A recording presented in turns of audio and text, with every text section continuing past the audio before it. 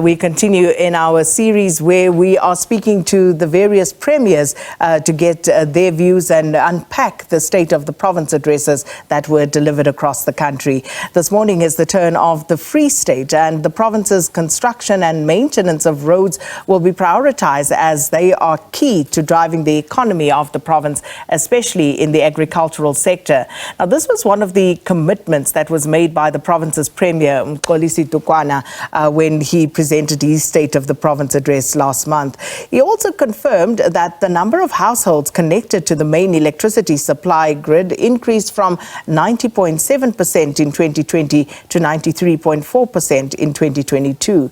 Now, with the removal of asbestos roofs and related work already completed at more than 200 of those houses, we talked to the Premier about more of what was said during his Free State Province's State of the Province address. And Mr. Dukwana joins us now from our Bloemfontein studio.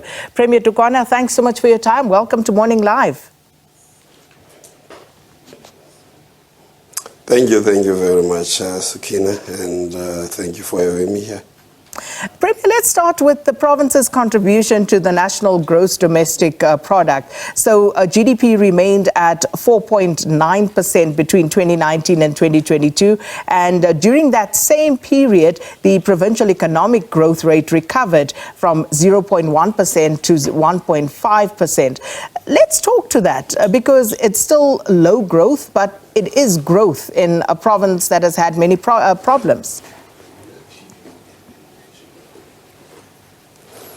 Yeah, thank you. You remember that the province has actually been depending mainly on agriculture as well as mining and the services sector. And the only sector that has been doing well has been the services sector, and agriculture has been affected severely by a number of things outside the sector itself. For instance, the Ukraine and Russian war, especially when it comes to fertilizers, and the inputs have been very expensive for the farmers. And also what we have seen in the mining sector, there's been a lot of disinvestment in the area, and that has affected the province's contribution to the GDP, and that is why the province has embarked on a program to ensure that we diversify our economy and take advantage of what we have, especially in the energy sector.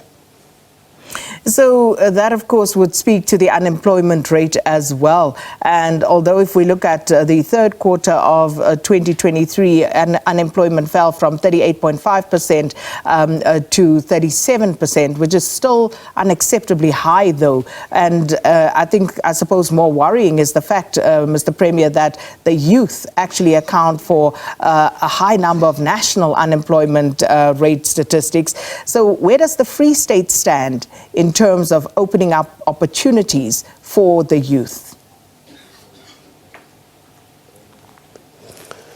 Yeah, we have for the past 5 years or so, we have actually spent more than 500 million in helping young people get to tertiary institutions. But the challenge has been looking at the courses that they were doing. And many of these young people are now staying home. They have degrees, but they are home. And that is why we embarked on a program to reskill them. And in the skills development program, we have now graduates, almost about 3,000 of our graduates in the skills development program.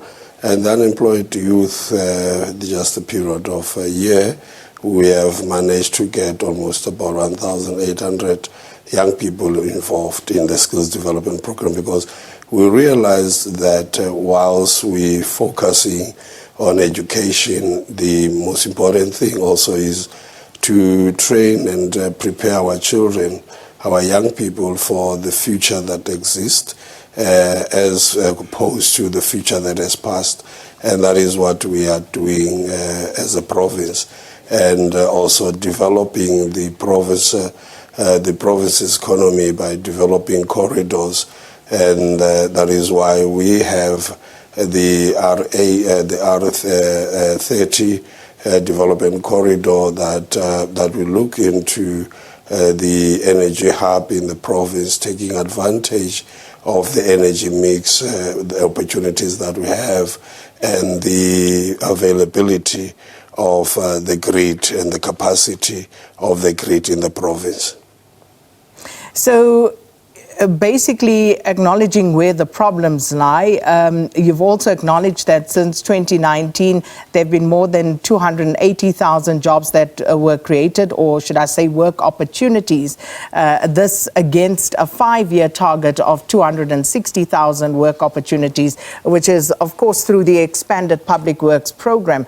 But the question, Premier, and I think this is something that many people basically balk against, are these permanent jobs? Are these short-term temporary jobs? And what is the plan going forward? Because these expanded public works opportunities, should we even be looking at them as real jobs?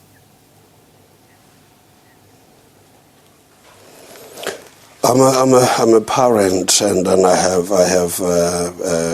daughters who are also graduates and unemployed. And the most important thing for me and the provincial government is to create opportunities that will change the lives of our young people and allow them to plan properly their lives, and also to realize the best version of themselves. And whilst we're speaking of job opportunities, we need to create permanent jobs, and that would help them fulfill their talents and the skills that they've developed. And that is why we have engaged in the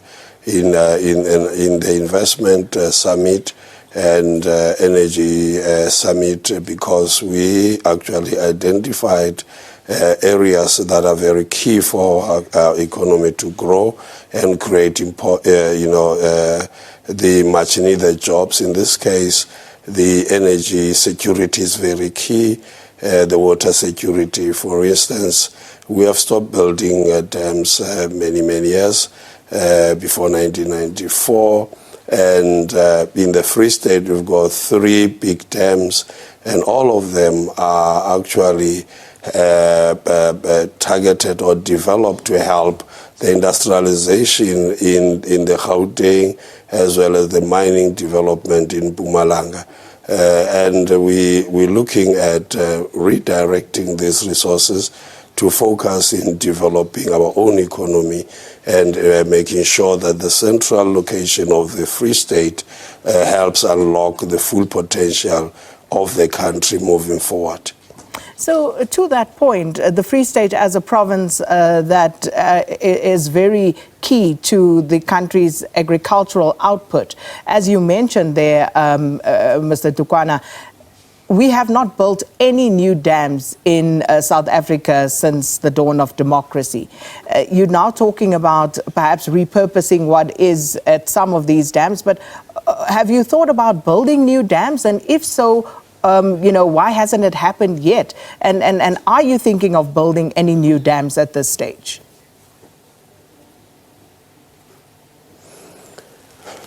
You looking at the situation that is existing in the province, and the fact that we are a water scarce country, and our economy has for the longest of time depended on agriculture and mining, and these will demand more resources like water, and that is why the water security is very key in what we are doing as a province, and also looking at a number of things that we can put into place, understanding, as I say, we are a water scarce country. we need also to be innovative in dealing with the issues and how we use our water to work for us. And in this case, building of dams is one of them. Harvesting of rainwater is very important, and also making sure that the way we irrigate helps the province in saving water. And I believe that all these issues are very important in bringing about security in the water sector. So with regard to some of the other issues in the province, one of the issues you mentioned was, of course, the roads construction, and you escalated, you say in your State of the Province address, the construction of roads and maintenance program by transferring 568,075 kilometers of road to SANRAL. And this was October 2023. And that includes, of course, the R26 between Lady Brand and Bethlehem, the R34 from the Northwest Provincial border at Bloemfontein to the KZN border in Vrede, and also the R74, which is the road from Harrismith to Willowfiershoek at the KZN border. What is the completion timeline for these projects, Mr. Premier? I think you would be aware that the SANRAL has already started, with a number of roads. The construction is happening. Normally it takes not more than 2 years or so, depending on the stretch of the road that they are doing. And if you look at these roads that we have actually taken to SANRAL, these are roads that are connecting the other provinces, and they go through the province, and it became very important that we bring in national to help, because the state of such roads was actually very bad. And with bringing SANRAL here and allowing national to help has actually been a very a great thing for us, as they've already started in many roads, and people have received positive feedback, and people are excited that these roads would actually be drivable in the future. And this is what we intended by transferring them, and SANRAL has responded quickly. They have demonstrated urgency. It is, of course, also a tacit admission on your part that you are unable as a province to actually do the work, because it's not just on those roads, but even within municipalities where the infrastructure is falling apart. So let's talk to the skills that are available. Is the Free State capacitated enough to deal with the roads construction and the upkeep and maintenance of roads within the province, or are you lacking in that regard, and how are you going to solve it if that's the case? I think more than lacking, there has been an attitude problem in many respects, and you would see what we observed is that in some cases where people with the capacity, the requisite capacity, some other things have actually crept in, where people would not demonstrate urgency, and some officials would actually not do what is expected of them. In some cases, projects were allowed to lapse when they were supposed to be adjudicated, and in some cases, some interest have actually come into play, where greed has also become a problem, and where you also have people in some areas. For instance, there are some service providers who have actually given us roads that are of low standard, and that has also raised the issue of our own engineers and consultants that are appointed to really make sure that the quality of work that we are doing is equal to what we said we will do. And we are the first to accept this as a challenge, and that's why we then engaged in skills audit to try and establish what could be the problem when we thought that we've got people fit for purpose in these jobs. And in some cases you find you may have a person who's qualified but not competent to do the job for one reason or the other, and these are things that we're working very hard to correct. And in the meantime, it is, of course, the residents who suffer as a result of poor or no service delivery, Mayor Dukwana, because you also mentioned implementing the asbestos eradication program. And again, people are asking, why has it taken so long? We know the Edwin Sodi story very well because that has been reported on widely. But service delivery, from the pictures that we are showing now, these are some of the things that the citizens have to contend with, and yet people are getting paid for not doing jobs. Money is being spent on tenders where people are not delivering the services. How do you explain that to the residents of the Free State, Mr. Premier?